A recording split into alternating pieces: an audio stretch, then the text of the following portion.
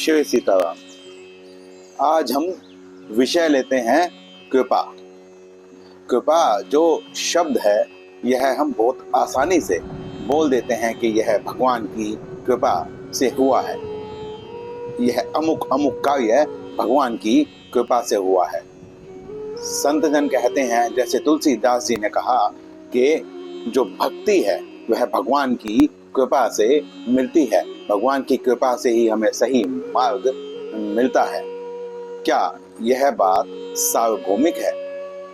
भगवान सबसे पहली कृपा कब करते हैं? वो इस कृपा की आवश्यकता क्या है?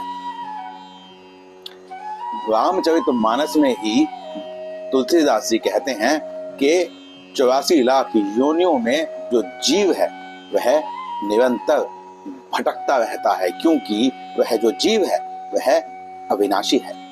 यदि वह अविनाशी न होता तो फिर नरक की यातना कौन भोग सकता था? परंतु उसे आत्मा कह देना गलत हो जाएगा, क्योंकि आत्मा को कोई शस्त्र काट नहीं सकता, आत्मा को दर्द नहीं होता है, तो फिर वह यातना कैसे भोगता? इसीलिए वह कारण शरीर या जीवात्मा कहा जाता है। अब यहाँ पर यह समझने वाली बात है कि सबसे पहले मनुष्य जन्म मिलता ही कैसे है। मनुष्य जन्म का आधार कृपा है, क्योंकि यदि मनुष्य जन्म का आधार कर्म होता तो फिर एक बार निकृष्ट कर्म करने के पश्चात मनुष्य जब पशु योनि में चला जाता है तो फिर उसे वापस से मनुष्य जन्म किस प्रकार प्राप्त हो सकता है? क्योंकि उसके कर्म तो गिने नहीं जाते, क्योंकि वह अविवेकी है। मनुष्य जन्म ही है जिसमें कर्म करने का अधिकार होता है। फल के अधिकारी भी आप मनुष्य जन्म में ही बनते हैं। मनुष्य जन्म के आधार कर्मों के आधार पर ही आपको निकृष्ट या उत्कृष्ट योनि मिलती है। तो फिर यह कैसे सिद्ध होगा कि एक बार पशु बन जाने के पश्चात मनुष्य जन्म कैसे मिलता है? तो यही भगवान की कृपा आती है। अब यदि कहें कि जो 84 लाख योनि है उसमें मनुष्य योनि भी आ रही है, तो यह कहना भी सिद्ध नहीं हो पा रहा है।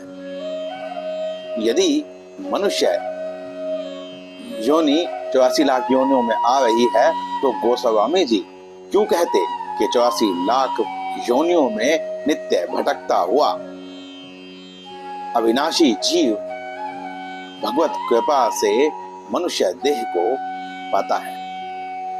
हालांकि हम इसमें यह पहले पिछले श्लोकों में बतला चुके हैं कि मनुष्य जन्म लेने वाला हर व्यक्ति मनुष्य बन जाए यह भी आवश्यक नहीं है, क्योंकि यहाँ पुरुष की आवश्यकता होती है। यदि पुरुष नहीं है तो फिर वह जो पुरुष है वह पुरुष नहीं पशु के समान है। तो यह उस श्रेणी में जन्म लेने के पश्चात नीचे गिरने का भी विधान रह जाता है। तो अब यह कहें कि जो भक्ति है वह भगवत कृपा से मिलती है, तो फिर दिक्कत उत्पन्न हो जाएगी, क्योंकि फिर भगवान सब पर कृपा क्यों नहीं करते? सभी भक्त क्यों नहीं होते? क्या भगवान भेदभाव करते हैं? ऐसा कतई नहीं है।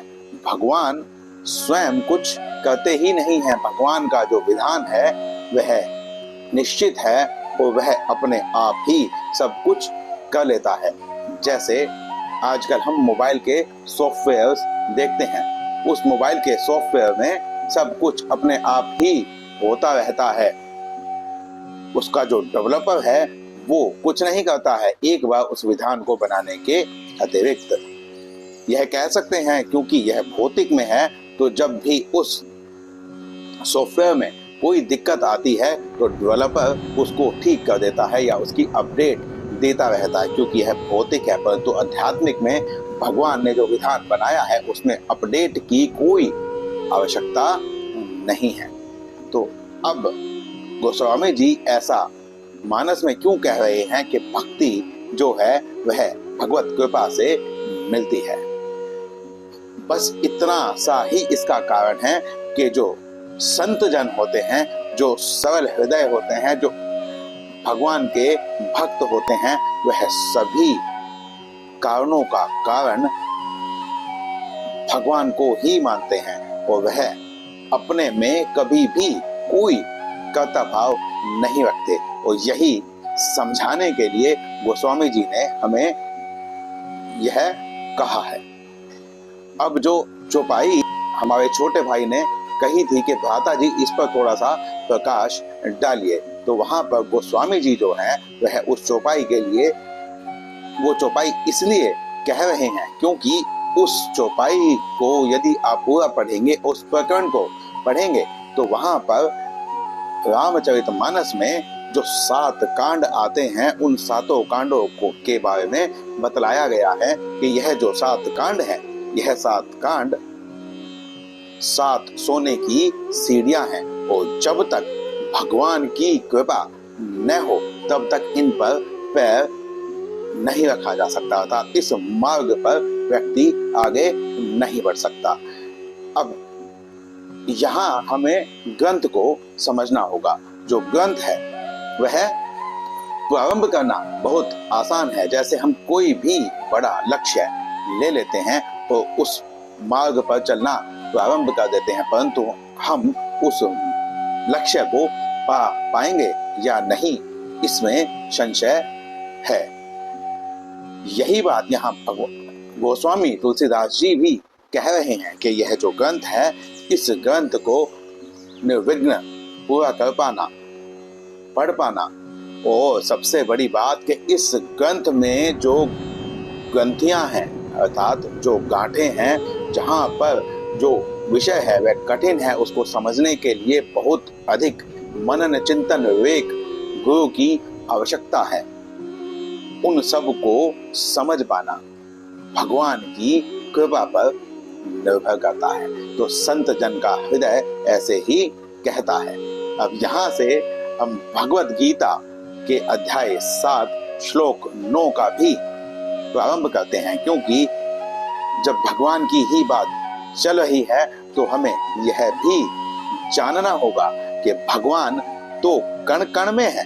सनातन धर्म यह अवधारणा देता है कि भगवान हर जगह पर है, परंतु हमें दिखता क्यों नहीं है। यदि हमें भगवान को देखना है तो हमें कौन सी दृष्टि चाहिए और भगवान कहाँ है और कहाँ नहीं है, यह भी तो हमें जानना पड़ेगा। अब यदि इस श्लोक पर हम नजर डालें तो यह जो श्लोक है, यह श्लोक कहता है,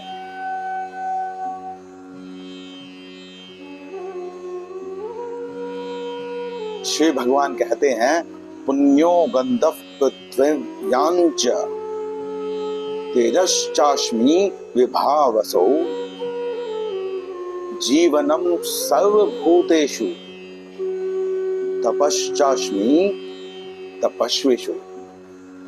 भगवान बतला रहे हैं कि मैं कहाँ हूँ, कहाँ नहीं हूँ। इससे भी बढ़कर भगवान बतला रहे हैं कि यदि तुम मुझे देखना चाहते हो, तत्वों में मुझे किस प्रकार से देख सकते हो। भगवान ने यहाँ कहा, पृथ्वी की जो पुण्य गंध है वह मैं हूँ। अब यहाँ पर एक प्रश्न यह भी उठेगा कि भगवान ने पुण्य ही क्यों कहा, क्योंकि गंध जो है वह भगवान नहीं है। तो फिर यह कहना कि कण कण में भगवान है, हर जगह भगवान है, सर्वव्यापक है, तो वह कहना किस प्रकार से सिद्ध होगा। तो यहाँ सबसे पहले यह समझना होगा कि किसी भी तत्व का मूल कारण क्या है।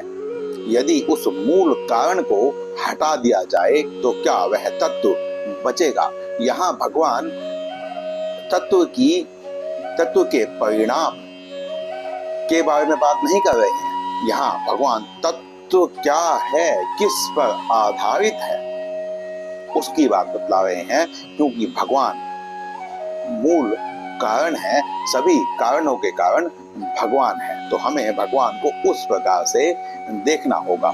क्योंकि यदि हम गंध ही कह दें तो जो गंध है वह किसी न किसी विकार से, संसार से संबंध बनाने के पश्चात उत्पन्न हुआ है। लेकिन जो पृथ्वी तत्व है वह भगवान से उत्पन्न हुआ है। तो जब वर्षा आती है, प्रकृति के माध्यम से जो सौंधी सौंधी खुशबू उत्पन्न होती है, वही पुण्य गंध भगवान है।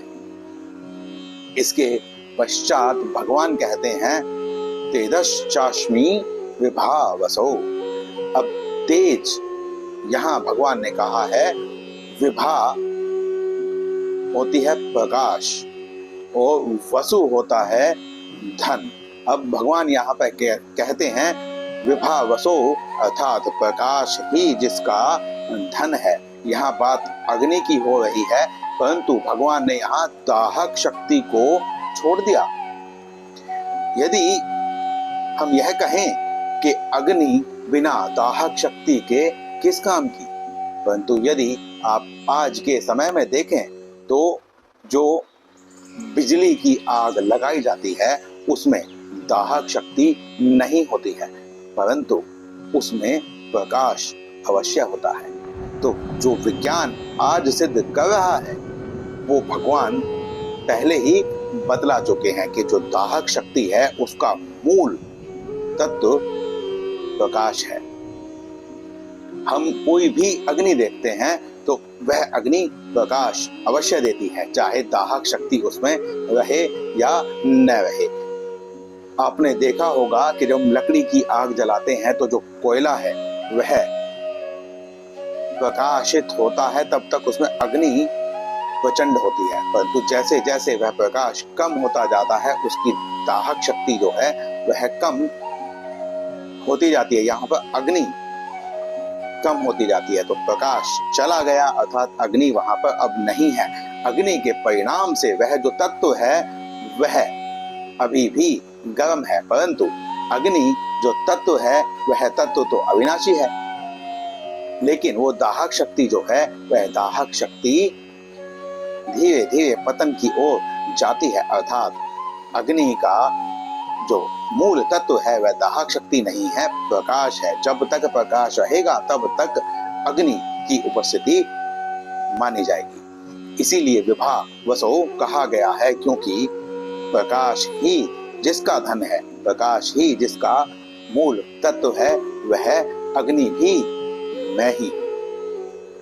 इसके बाद भगवान कहते हैं जीवनम सर्वभूतेषु, किस यहाँ सभी भूतों में, सभी जीवों में जो जीवन है वह मैं ही हूं।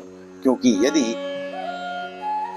आज के हिसाब से देखा जाए तो विज्ञान क्लोन बना लेता है, हूबहू दिखने वाला शरीर बना सकता है, परंतु क्या वह उसमें जीवन डाल सकता है?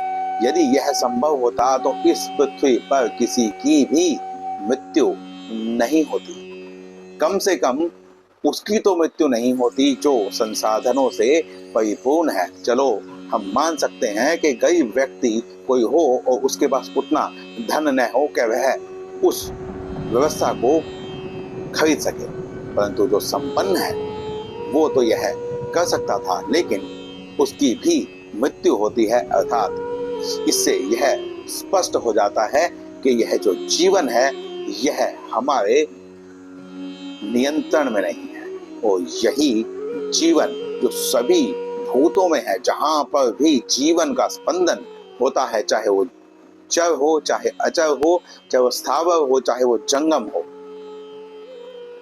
वो जीवन भगवान है। और वह अपने विधान के अनुसार ही प्रकट होते हैं और फिर अंतर्ध्यान हो जाते हैं, परंतु उसका कभी नाश नहीं होता। अब यहां आते हैं, भगवान कहते हैं तपश्चास्मि तपस्विषु। भगवान कहते हैं कि जो तपस्वी है उसका तप मैं हूं। अब यहाँ हमें यह भी समझना होगा कि क्या अग्नि के बिना तप हो सकता है, परंतु यह कौन सी अग्नि है जो तपस्वी के आभा मंडल पर उसके आसपास का जो ओरा बनाती है, वो जो पॉजिटिव एनर्जी होती है वह अग्नि के बिना कहां से आती है। अब यहाँ पर समझने वाली बात यह है कि तपस्वी जो होता है वह अपने आप को तपाता है। कैसे? आप सोने से समझे कि जो चीज जितनी तपती है वह उतनी ही सुंदर बनती जाती है, उतनी ही प्रकाशवान बनती जाती है और उसका प्रकाश कभी नहीं जाता है। तपस्वी जो होता है वह बाहरी विषयों से अपने आप को, अपनी इंद्रियों को इस प्रकार खींच लेता है, इस प्रकार तपाता है कि फिर उसकी इंद्रियां बाहरी विषयों की तरफ कभी भागती ही नहीं है। यह जो तप है, यह जो क्रिया है, इसका जो मूल तत्व है वह भगवान है। तपस्वियों में से यदि तप निकाल दिया जाए तो फिर वहां क्या बचेगा? सिर्फ राख ही तो होगी। और हमने प्रारंभ में भी कहा था कि पुरुष में से पुरुष निकाल दिया जाए तो फिर क्या बचेगा? वह पुरुष तो बचेगा ही नहीं। तो इसीलिए भगवान ने यहाँ मूल तत्व की बात की है, क्योंकि यदि भगवान कहते कि जो गंध है वह मैं हूं, जो अग्नि है वह मैं हूं, तो अग्नि जलाती है, जो गंध है वह विकारी हो सकती है, जो जीवन है वह तो भगवान है ही, उसे बनाया ही नहीं जा सकता। और यदि तप निकाल दिया जाए तो तपस्वी का भी विनाश हो जाएगा। जीवन न रहे तो यह शरीर किसी काम का नहीं। तो इसीलिए भगवान ने यहाँ पर यह बतलाया कि मैं हूं तो हर तत्व में, परंतु मैं मूल हूं, उसके विकार, उसके परिणाम से मैं जुड़ा नहीं हूं। क्योंकि यदि ऐसा होता तो फिर मनुष्य को बनाने के पश्चात उसके हर कर्म के जिम्मेदार भगवान हो जाते, परंतु ऐसा होने के बाद भगवान निर्लिप्त कैसे रह पाते? हमें शास्त्रों के वचनों को बहुत विवेक से, बहुत मनन चिंतन करके समझना चाहिए। और मैं यह नहीं कहता हूं कि आप शास्त्र पढ़ें, आप शास्त्र न पढ़ें। आपके जीवन में आसपास जो भी घटनाएं हो रही हैं उस पर कभी क्या, क्यों, कैसे सोचें। यहाँ क्या अर्थात इस स्थिति का मूल कारण क्या है, यह किस लिए घट रही है, क्यों यह स्थिति घट रही है, जो भी ऐसी क्रिया कर रहा है वह क्यों कर रहा है, और कैसे इस स्थिति का पूर्ण अवलोकन करके मैं इस स्थिति का अधिक से अधिक लाभ ले सकता हूँ या इस स्थिति से कैसे मैं बाहर निकल सकता हूँ। तो ये जो क्या, क्यों, कैसे है, यदि हम इतना विवेक भी लगा लें तो भी हमें शास्त्रों का मर्म ज्ञात होने लगेगा। क्योंकि हम रामायण देखते हैं, हम महाभारत देखते हैं, हम रील देखते हैं, वहां से हमें क्या शिक्षा मिल रही है, यह हमारी प्रवृत्ति बन जाएगी। किसी ने यदि कोई बात कह दी है तो फिर हम देखेंगे किसने बात क्यों कही है, क्या यह किसी संप्रदाय विशेष से है, ये क्या यह कोई लाभ लेना चाहता है। यदि नहीं तो हम उसे ग्रहण कर सकते हैं, परंतु यदि हमें ऐसा कुछ दिखाई दे कि बस यहाँ सनातन का नहीं, एक संप्रदाय या एक मत की प्रशंसा की जा रही है, परंतु इससे सनातन का अपमान हो रहा है या यह सनातन की अवधारणा के विरुद्ध है, तो इसे ग्रहण नहीं करना है। तो इस प्रकार हमें विवेक के साथ, संत जनों के साथ सत्संग करना चाहिए। और यह जो सत्संग है यह कृपा से प्राप्त होता है, यह संत जन ही कहते हैं। तो हमें संतों के साथ रहना है, तो हमें यह कहना होगा कि हमारे जीवन में जो भी घट रहा है वह भगवत कृपा है, क्योंकि जब हम ऐसा कहते हैं तो फिर हमारे मन से विकार निकलने शुरू हो जाते हैं। फिर हम यह नहीं देखते हैं कि अमुक व्यक्ति ने मेरे साथ गलत किया है, फिर हम यह देखते हैं कि यह जो क्रिया हो रही है इससे मेरे पाप, मेरे कष्ट कट रहे हैं, वो भगवान मुझ पर कृपा कर रहे हैं। क्योंकि भगवान चाहे वध करें चाहे गोद में उठा लें, भगवान कल्याण ही करते हैं। बस कल्याण करने का जो मार्ग है, जो तरीका है, वह बदल जाता है। आशा करता हूं मैं अपने विषय को स्पष्ट करने में सक्षम रहा हूँगा। यदि कोई त्रुटि हुई है तो बालक जानकर, मूर्ख जानकर क्षमा कर दीजिए। मिलते हैं अगले श्लोक में, अगले वीडियो में। श्री सीताराम।